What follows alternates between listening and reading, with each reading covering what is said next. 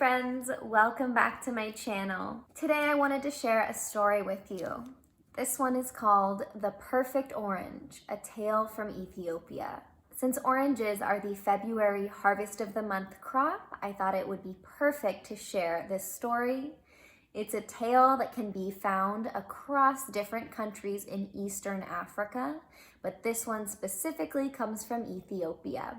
I hope you enjoy. The Perfect Orange, a Tale from Ethiopia. Written by Frank P. Araujo. Illustrations by Xiao Jun Li. Once in the mountains of Ethiopia lived an orphan girl named Sahai. Because she was sincere and generous, her neighbors loved her dearly. One morning, Sahai went out into the orchard by her hut. She saw a big, bright orange. "A perfect orange," she cried. "I must take it to our ruler, the great Negus." Sahai plucked the orange, put on her whitest shama, and started for the city.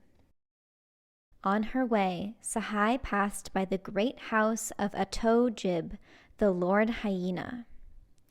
"Where are you going, little girl?" called out Ato Jib.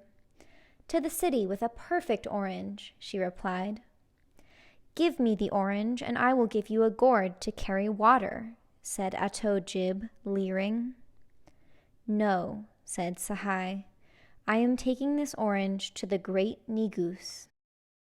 Ato Jib laughed so hard he rolled on the ground. "What a silly gift," he said. "You must take the Negus something precious, like a gold cross or a rare jewel." Sahai ignored his laughter and went on her way. In the city, Sahai found the royal palace. "I'd like to see the great Negus," she said to the Agafari, the royal chamberlain. The Agafari scowled from behind his handsome mustache. "His Majesty is very busy," he snapped. "I only need a moment to give His Majesty this orange," replied Sahai with her biggest smile. The Agafari's face softened. "Very well," he said, and he showed Sahai into the throne room. "Welcome," said the Negus. "How may we serve you?" Sahai gave a curtsy and said, "When I saw this perfect orange, I thought it would be just the right gift for your Majesty." The Negus accepted the orange with a smile. "It is a perfect orange, my daughter. We thank you greatly. Now, what do you wish in return?" "Nothing, your Majesty," Sahai said with a little smile. "But you have pleased us, my daughter," said the Negus. "Take this purse of gold." "No, thank you, your Majesty," replied Sahai. "Then have this casket of jewels," he said. "I need nothing," said Sahai. She bowed and left the room. When Sahai left, the Negus called his Agafari. "The little girl refused our gifts," he said. "Go and choose one of our finest donkeys. Put this purse of gold and this casket of jewels in the saddlebags. Then follow and give her the donkey." The Agafari ran with the donkey until he was out of breath. Finally, he caught up with Sahai. "Little girl," he said, "His Majesty wants you to have this donkey." "For me?" she said, clapping her hands. "Please thank His Majesty." The Agafari lifted Sahai onto the donkey's back and waved goodbye. When Sahai passed the house of Ato Jib, the hyena's mouth popped open. "Where did you get that donkey?" he asked. "His Majesty gave it to me," Sahai said, and she continued on her way. Ato Jib's eyes narrowed. "A donkey with full saddlebags for an orange?" he muttered. "What would the Negus give me for my cattle and lands?" Dashing off, the hyena wrote out a deed for his lands and his cattle. Then he put on his fanciest shama and set out for the city. Ato Jib arrived at the palace. "I am an important fellow," he said to the Agafari.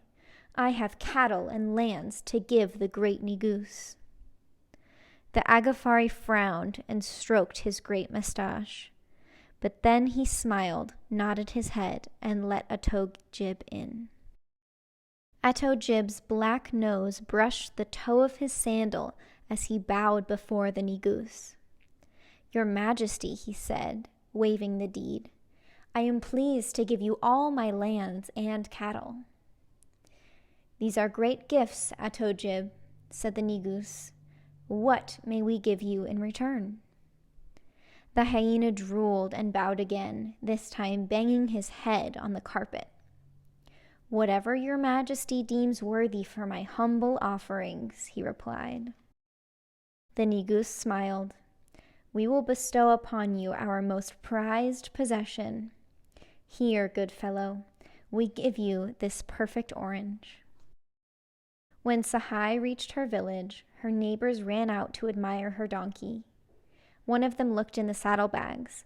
"Look," she cried, "His Majesty gave you gold and jewels." "What a surprise!" cried Sahai. "Friends, please help me celebrate this good fortune." They prepared a great feast of anjira, wat, and zigni. After dinner, Sahai played a song on her krar, and they all ate oranges for dessert. The end.